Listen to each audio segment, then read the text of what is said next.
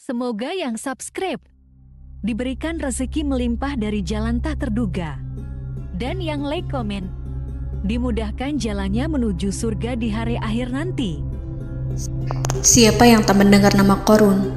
Dia adalah seorang sosok kaya raya di zaman Nabi Musa yang namanya melegenda hingga sekarang.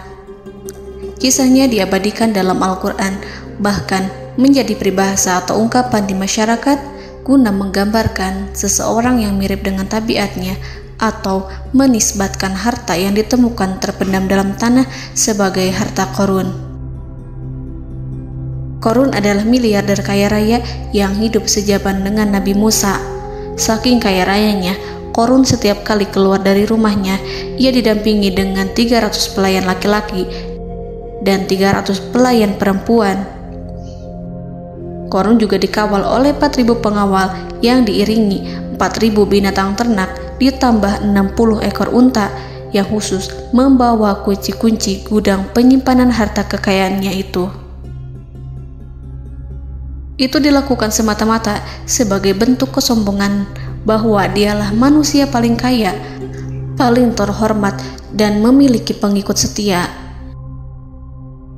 Ia merasa lebih mulia dibandingkan Nabi Musa alaihissalam. Orang-orang tentu saja akan penasaran seberapa banyak harta kekayaan Qorun jika pengawal dan pembawa kunci gudang kekayaannya sebanyak itu. Lalu berapa banyakkah harta yang dimiliki Qorun yang disimpan di dalam gudangnya tersebut? Sebelum saya melanjutkan, dimohon untuk menonton video ini sampai selesai supaya tidak ada kesalahpahaman dalam memahami isi cerita, serta mohon bantu channel ini semakin berkembang dengan cara tekan subscribe dan silakan tinggalkan like serta komen positifnya. Semoga dukungan pemirsa Risalah Kehidupan bernilai pahala dan menjadi wasilah dimudahkannya segala urusan pemirsa sekalian. Pemirsa Risalah Kehidupan, di zaman sekarang banyak orang yang mengistilahkan rezeki yang tak terduga dengan istilah harta Qorun. Lalu dari manakah sumber harta kekayaan Qorun yang sangat luar biasa itu? Serta di manakah Qorun dan hartanya ditenggelamkan? Siapakah Qorun dan bagaimana kisahnya dengan Nabi Musa? Qorun merupakan kaum Nabi Musa alaihissalam. Disebutkan oleh Ibnu Jurayj, nama lengkap Qorun adalah Qorun ibnu Yashar, ibnu Qahis, ibnu Lawi, ibnu Yakub. Ia merupakan putra paman atau sepupu Nabi Musa alaihissalam.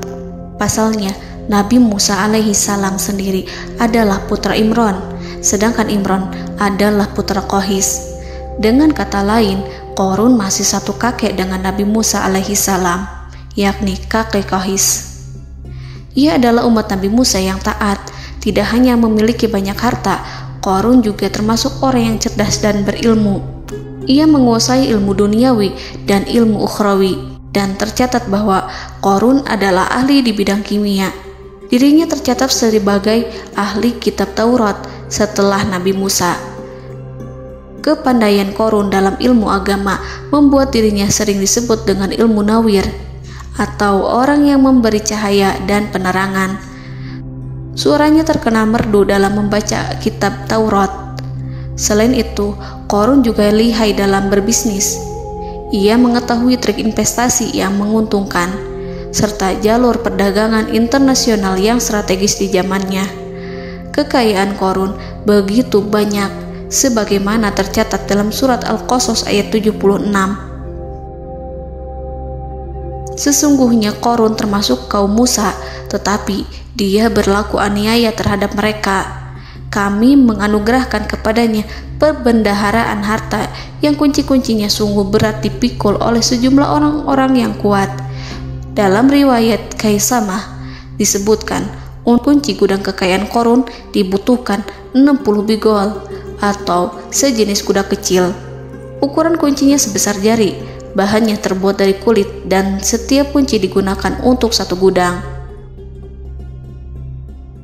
Maka keluarlah Qorun kepada kaumnya dalam kemegahannya. Para ulama tafsir menjelaskan Qarun keluar dengan mewah diiringi dengan 300 gadis berbaju merah dan 4.000 kendaraan kuda. Tak heran, iring-iringan Qarun itu mengundang decak kagum mereka yang gandrung terhadap harta kekayaan.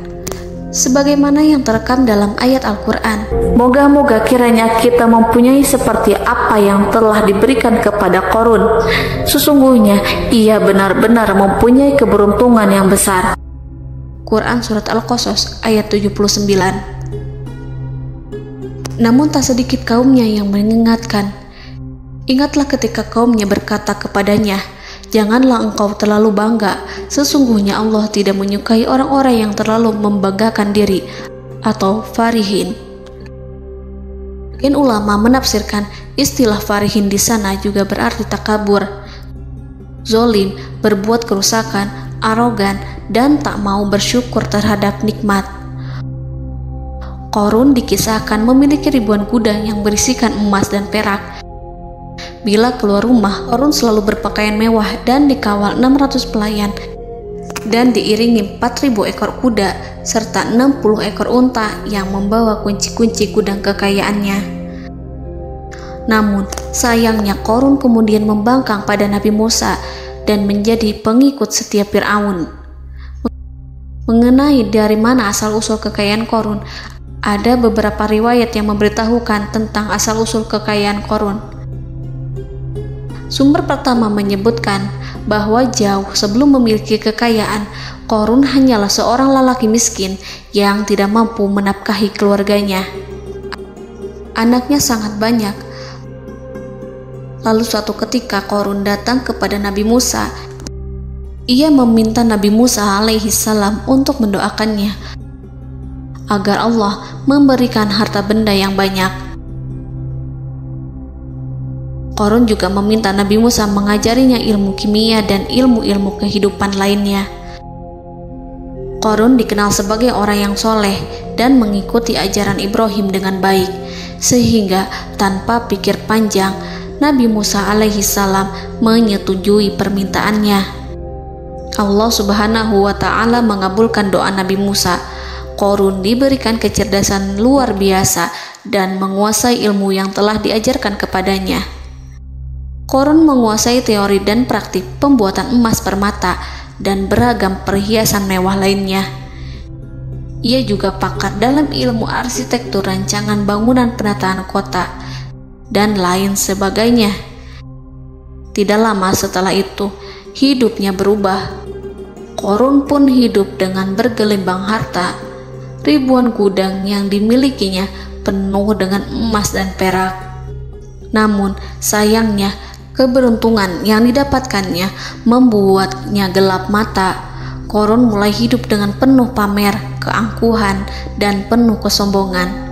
Kekayaan yang diberikan Allah Subhanahu wa ta'ala membuatnya lupa dengan Sang Maha Pemberi.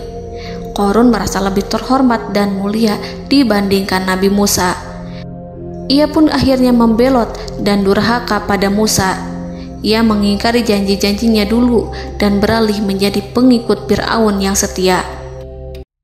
Loyalitas Qarun terhadap Fir'aun membuatnya diangkat menjadi kepala mandor yang membawahi ribuan pekerja.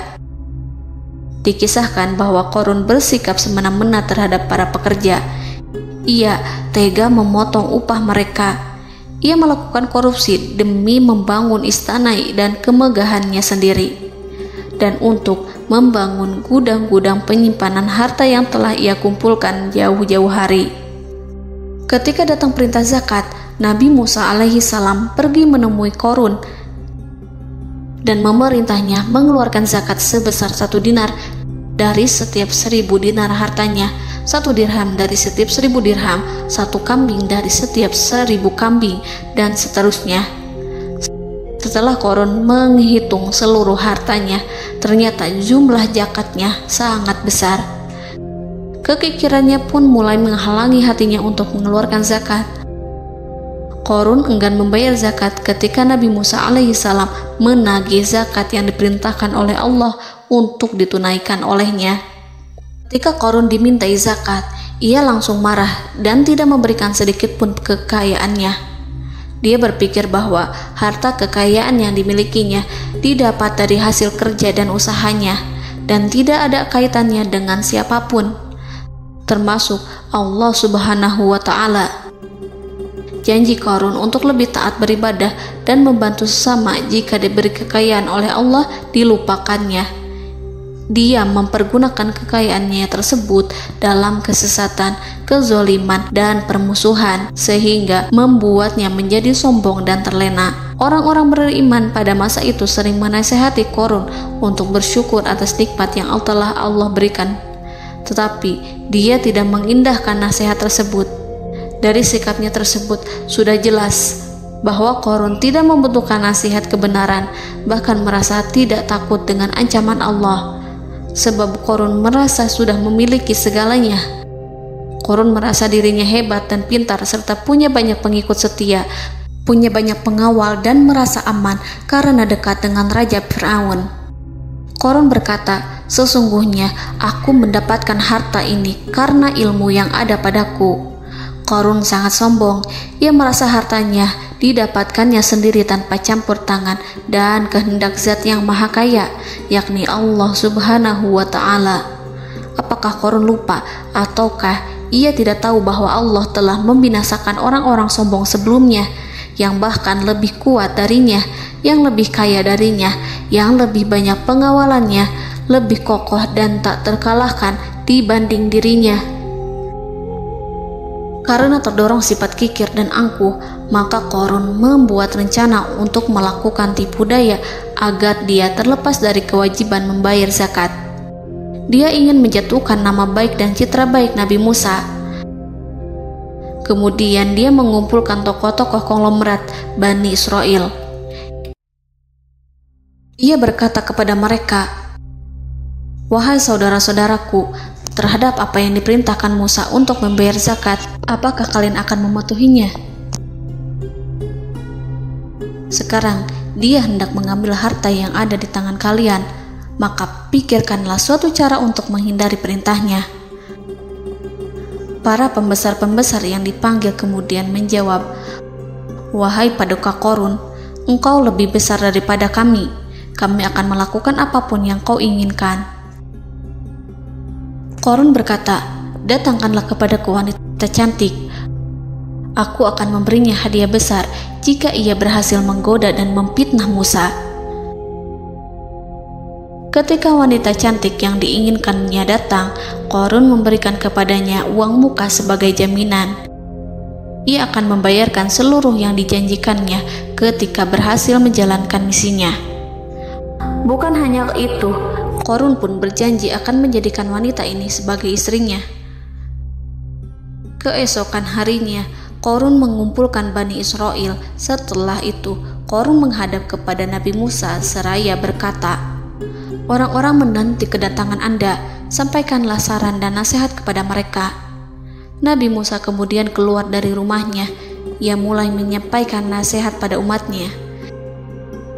Di antara nasihatnya, beliau berkata, "Barang siapa yang mencuri, aku akan memotong tangannya. Barang siapa yang memfitnah, aku akan mencambuknya sebanyak 70 kali. Barang siapa yang tidak mempunyai istri dan dia berbuat zina, maka aku akan mencambuknya sebanyak 70 kali. Adapun barang siapa yang memiliki istri dan ia berbuat zina, aku akan rajam dia sampai mati." Qarun kemudian berkata, "Apakah ini juga berlaku untuk Anda jika Anda sendiri yang berbuat zina? Apakah Anda akan menerima hukumannya?" Kemudian Nabi Musa menjawab, "Ya, meskipun saya sendiri yang melakukannya." Maka kemudian Qarun memanggil wanita yang telah dibayarnya. Wanita itu berdiri di depan Nabi Musa dan Bani Israel yang telah berkumpul, mengaku sedang hamil karena berhubungan badan dengan Nabi Musa. Maka marahlah Nabi Musa atas fitnah kejam yang diarahkan kepadanya. Kemudian Nabi Musa melakukan sholat 2 rakaat, lalu mendatangi wanita itu dan menyumpahnya agar mengatakan siapa yang menyuruhnya. Wanita itu menjadi ketakutan. Ia bergemetar di depan Nabi Musa dan mengaku bahwa yang menyuruhnya adalah Qarun. Lalu wanita itu bertaubat dan meminta maaf kepada Nabi Musa. Seketika Nabi Musa bersujud seraya berdoa kepada Allah agar menimpakan azab kepada Qarun. Allah memberi wahyu kepada Musa bahwa bumi telah dijadikan tunduk kepada perintah Nabi Musa. Kemudian Nabi Musa berkata kepada bumi, "Wahai bumi, telanlah Qarun beserta kekayaannya, habiskanlah semua." Kala itu Allah menurunkan wahyu kepada Musa alaihissalam untuk memerintah bumi apapun yang diinginkannya. Begitu Nabi Musa alaihissalam datang dengan wajah sangat marah, barulah Qarun merajuk, "Wahai Musa, sayangilah aku." Sementara Nabi Musa alaihissalam tak bergeming. Beliau lantas berkata pada bumi, "Wahai bumi, ambillah mereka." Seketika rumah Qarun mulai bergetar. Qarun dan antek-anteknya mulai dibenamkan hingga bagian lututnya. Rumahnya ikut turun sedalam lutut. Qarun kembali merajuk, "Sayangilah aku Musa." Rumahnya kembali berguncang. Kini Qarun dan kawan-kawannya kembali terbenam hingga pusar. Demikian pula rumahnya. Qarun terus merajuk, "Wahai Musa, sayangilah aku." Sementara Nabi Musa alaihissalam kembali meminta bumi, "Wahai bumi, ambillah mereka."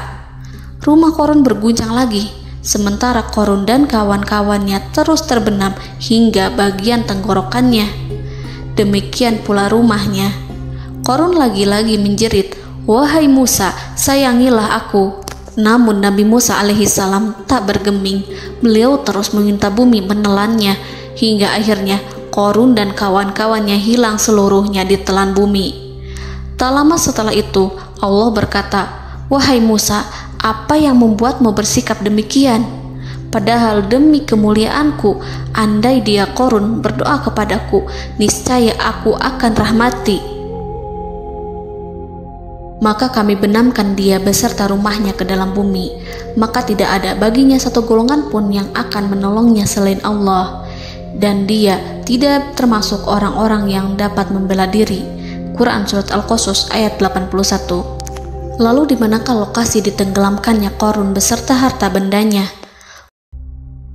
Konon berdasarkan kepercayaan beberapa masyarakat setempat, Qarun ditenggelamkan di sekitar sungai atau danau Moris yang terkenal di kota Payom, negara Mesir.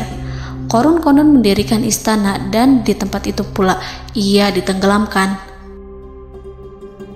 Dahulu, Qarun berkeinginan membangun sebuah istana, namun tidak diizinkan oleh Fir'aun jika istana itu dibangun di samping istana Fir'aun. Terlebih, Qarun juga tidak ingin membangun istana di tengah pemukiman Bani Israel yang terletak di tanah Jasan.